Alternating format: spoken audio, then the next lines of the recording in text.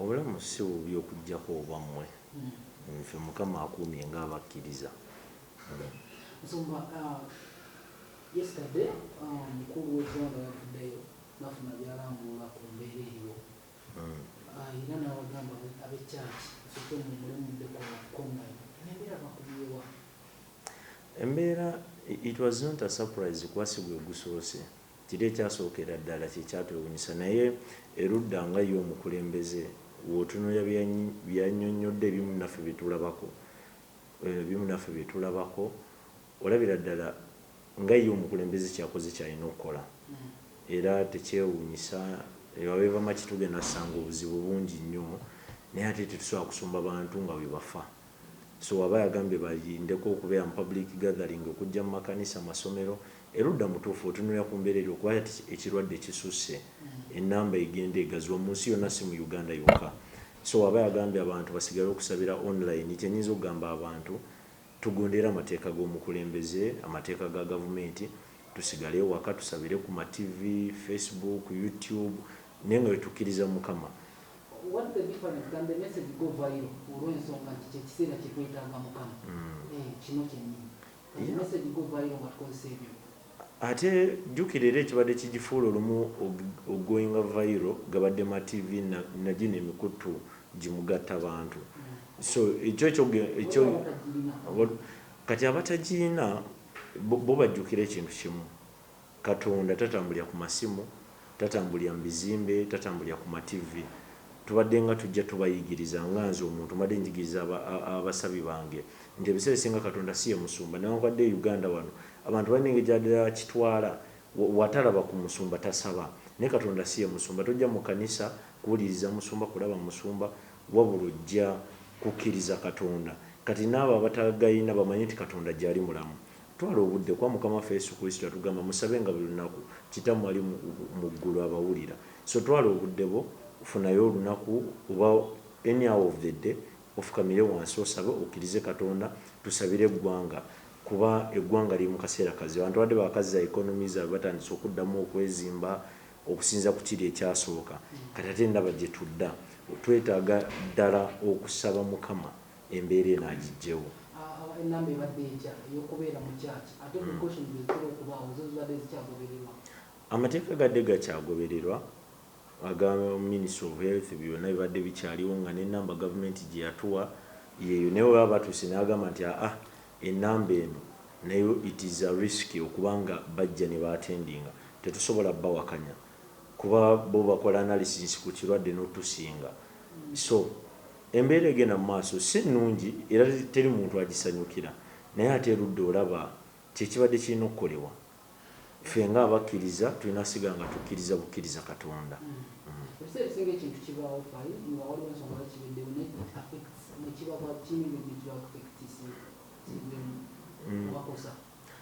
yes tekisobola tuleka kyekimu kiba kigenda tukosa nti olwedde tuba n'abakozi abaweereza kiba kigenda tukosa naye ate naye kirungi nti olwedde n'abantu boba okola nabo babategeera embeera naye kyo kiba kigenda tukosa olumunyinza obutakunyonyola nnyo details engeri kiyinza otukosaamu naye gwe beerayo ng'okimanyi kiba kijja tukosa naye ate sijja kugamba nti twekalakase lwaki baggaddewo twogera kati ku bulamu bw'abantu twogera ku bulamu bw'abantu.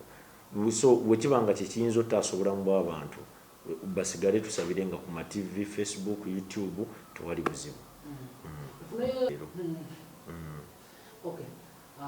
Kyanaku nnyo waliwo omusumba gwe twafiiriddwa mu nsi TB Joshua.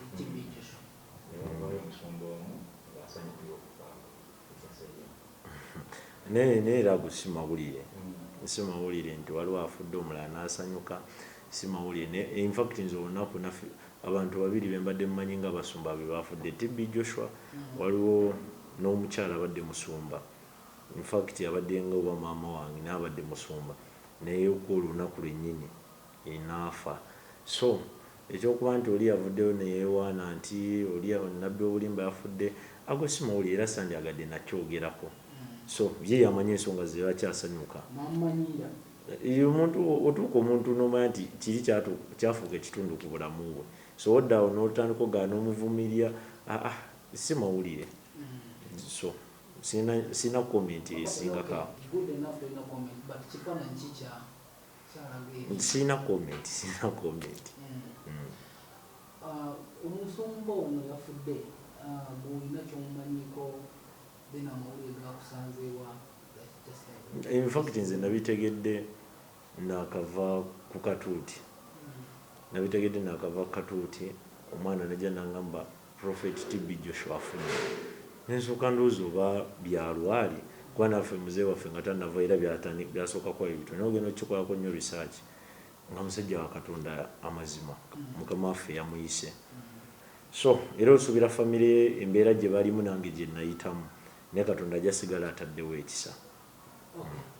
Muzeeyi waffe bwe yafa twawulira ku mboozi ezimugamba nti buli luvannyuma lw'omwezi gw'okutaano okusembayo mu mwezi mujja kubeera mujjukira. Kituuseewo era kiri kitya mujjukira? Si mu mbeera eno, si mu mbeera eno okujjukira omuntu ekyalinga abantu balina ebintu bye bakuliriza. Kyetwali tutegeeza nti buli Friday esembayo omwezi tujja mujjukira, tukuŋŋaana ne tusaba Katonda ne tumwebaza yatuwa obulamu bwe. So kyekiringa ekyenjawulo ekiriwo naye tewali nnyo nti oba tukola pate oba ki ne tudda ku malaalo ne tusinza, tusaba ne twebaza Katonda eyatuwa obulamu bwe.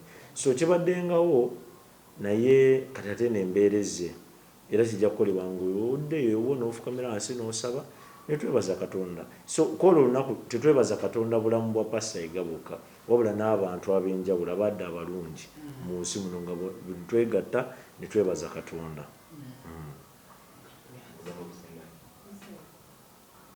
Wano waliwo omuntu atuddewo nga gwagenda ozimba ennyumba taata wo gy'ataazimbira maama wo. May the Lord help you to finish it. So God tells Joshua, I want you to spare some land for me. Give me the verse. That whoever kills a person by accident, that if a slayer, a killer, who kills a person accidentally, everyone say accidentally, or unintentionally, may flee there, that they shall be your refuge from the avenger of blood. Look at me when I say this.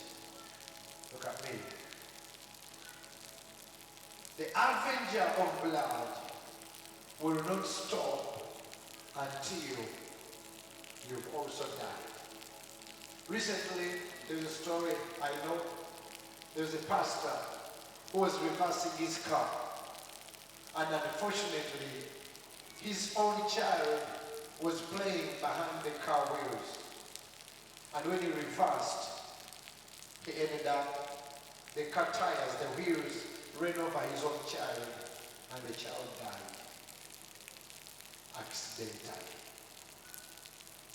Emotoka ye yetidde omwana we.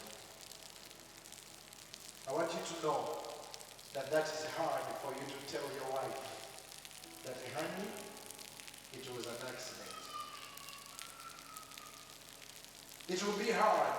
Imagine if you have to explain that you killed your son, your own son by accident. Some will understand, but the mother will be very, very, it will be hard.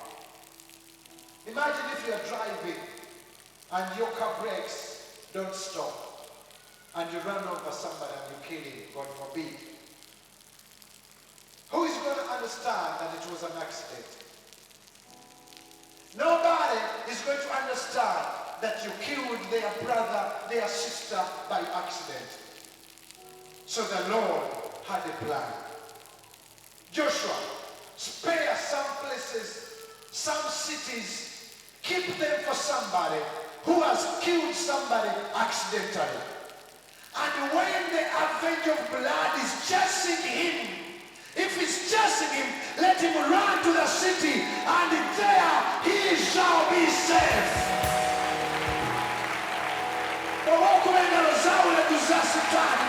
Hey!